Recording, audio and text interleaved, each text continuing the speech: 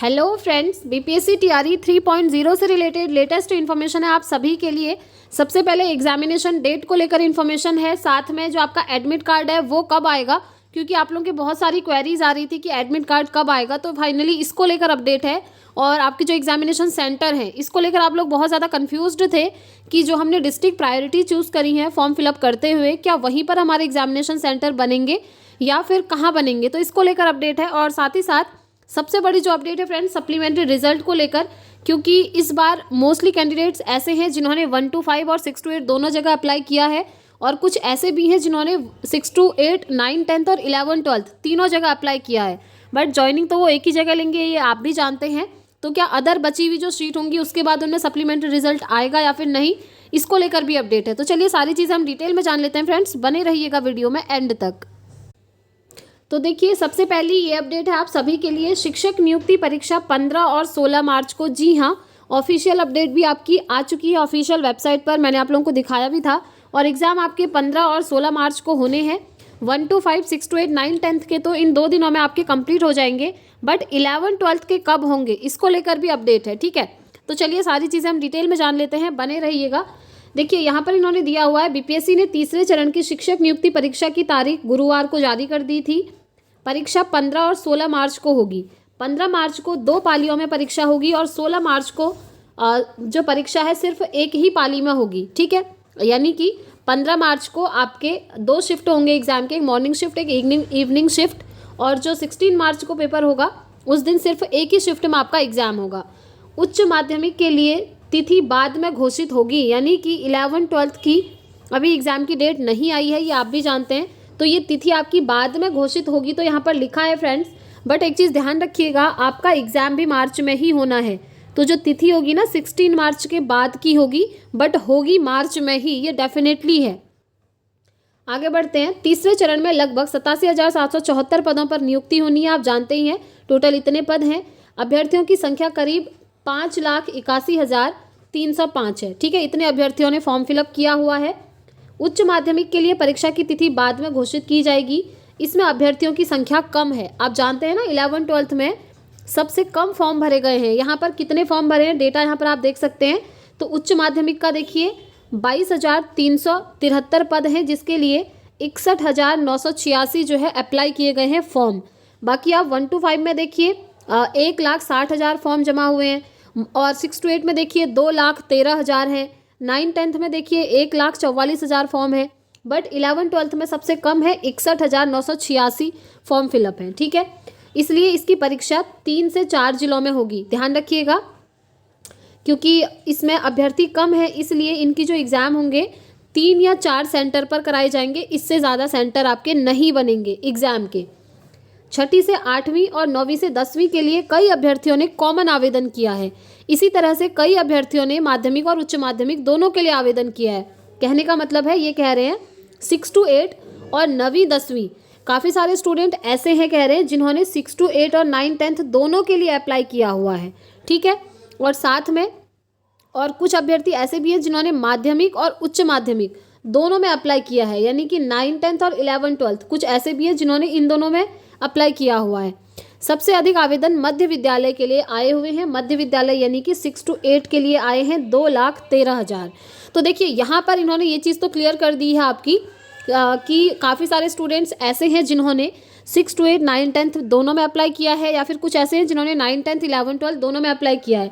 तो क्या इसको लेकर आपका सप्लीमेंट्री रिजल्ट बाद में जारी होगा या फिर नहीं, क्योंकि देखिए जिन स्टूडेंट्स ने 2 जगह 3 जगह अप्लाई किया है उनका सिलेक्शन चाहे तीनों में भी हो जाए, बट ज्वाइनिंग तो एक ही में करेंगे वो, है ना। तो बची हुई जो बाकी के सीट होंगी फिर उनका क्या होगा, क्या उनमें सप्लीमेंट्री रिजल्ट आएगा।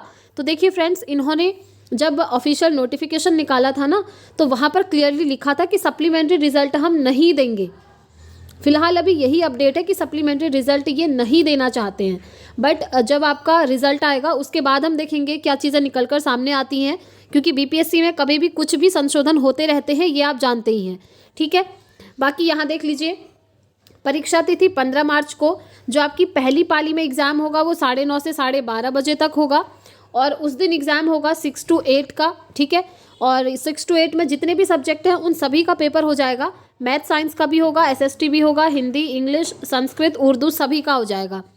ऐसे ही 15 मार्च को जो सेकंड शिफ्ट में एग्ज़ाम होगा वो 2:30 बजे से 5 बजे तक होगा और इसमें एग्ज़ाम होने वाला है 1 to 5 का। ध्यान रखिएगा 1 to 5 में सभी का। सब्जेक्ट देख लीजिए, सामान्य उर्दू, बांग्ला। शिक्षा विभाग के अंतर्गत मध्य विद्यालय 1ली से 5वीं कक्षा के सभी विषयों के लिए और अनुसूचित जाति जनजाति कल्याण विभाग 1ली से 5वीं, यानी कि जो अनुसूचित जाति जनजाति कल्याण विभाग के हैं ना, उनका भी इसी दिन है।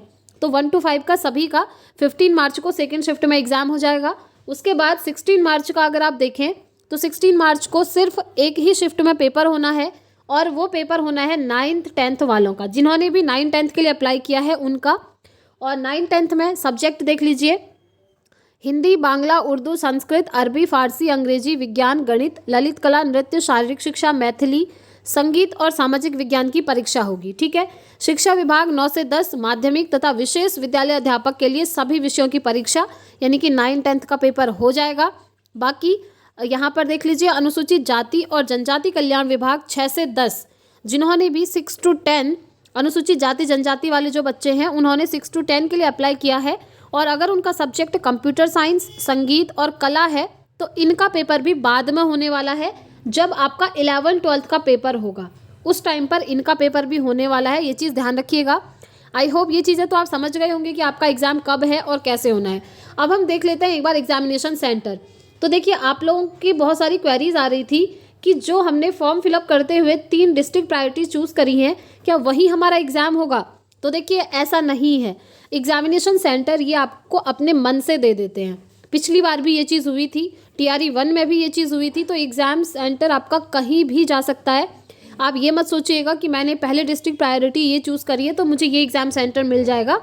तो ऐसा पॉसिबल नहीं है, ऐसा ये लोग नहीं करते हैं, पिछली बार भी नहीं किया था। तो देखिए, अभी तक एग्जामिनेशन सेंटर की लिस्ट जारी नहीं हुई है, बट एग्जामिनेशन सेंटर आपके बनने स्टार्ट हो चुके हैं। और यहाँ पर जो 11th 12th के लिए जिन्होंने भी अप्लाई किया है वो ध्यान से सुनिए, आपके सिर्फ और सिर्फ 3 से 4 डिस्ट्रिक्ट में ही एग्ज़ाम सेंटर बनने वाले हैं क्योंकि आवेदन बहुत ही ज़्यादा कम आए हुए हैं। ठीक है, ये बात हो गई। अब हम बात कर लेते हैं आपके एडमिट कार्ड को लेकर। तो देखिए, आज के एक न्यूज़पेपर में आया हुआ है, उसकी कटिंग अभी मेरे पास अवेलेबल नहीं है, बट मैंने देखी थी, उसमें ये चीज़ लिखा था कि एडमिट कार्ड अब एग्ज़ाम से 4 दिन पहले आ जाएगा। पिछली बार जो एडवर्टीजमेंट आया था उसमें दिया था कि एग्ज़ाम से 1 वीक पहले आएगा, यानी कि 7 दिन पहले आएगा। बट आज का जो न्यूज़पेपर है ना, उस पर निकला हुआ है कि एग्ज़ाम से 4 दिन पहले आपका एडमिट कार्ड आ जाएगा। अब सपोज़ नहीं, एग्ज़ाम डेट तो कंफर्म हो ही चुकी है। अब जैसे कि आपका एग्ज़ाम 15 मार्च को है, जिनका भी 15 मार्च को है उनका एडमिट कार्ड कब आएगा? तो आप मान सकते हैं 10 मार्च तक आपका एडमिट कार्ड आ जाएगा, 10-11 मार्च को। ठीक है, इस तरीके से 4 दिन पहले एडमिट कार्ड आएगा। ये चीज़ इन्होंने क्लियरली एक आर्टिकल में दी हुई है, न्यूज़पेपर था आज का ही, वो अभी मेरे पास अवेलेबल नहीं है, बट उसमें यही चीज़ दी थी। तो आप लोग ध्यान रखिएगा, एडमिट कार्ड कभी भी जारी हो जाएगा एग्ज़ाम से 3-4 दिन पहले। अपनी प्रिपरेशन करते रहिए, बाकी किसी चीज़ पर ध्यान मत दीजिए क्योंकि देखिए, एग्जामिनेशन डेट आपकी डिक्लेयर हो ही चुकी है। ठीक है, अब आपको सिर्फ और सिर्फ अपनी पढ़ाई पर फोकस करना है और फोकस रखना है NCERT और SCERT पे।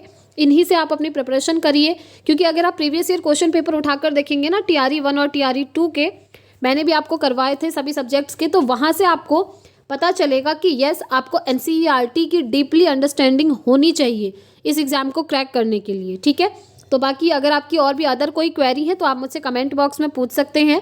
मैं पूरी कोशिश करूंगी फ्रेंड्स आप सभी को रिस्पॉन्स करने की। एंड यस, एक चीज़ ध्यान रखिएगा, कट ऑफ को लेकर आप लोगों के बहुत सारे क्वेश्चन आ रहे थे कि कट ऑफ कितनी जाएगी।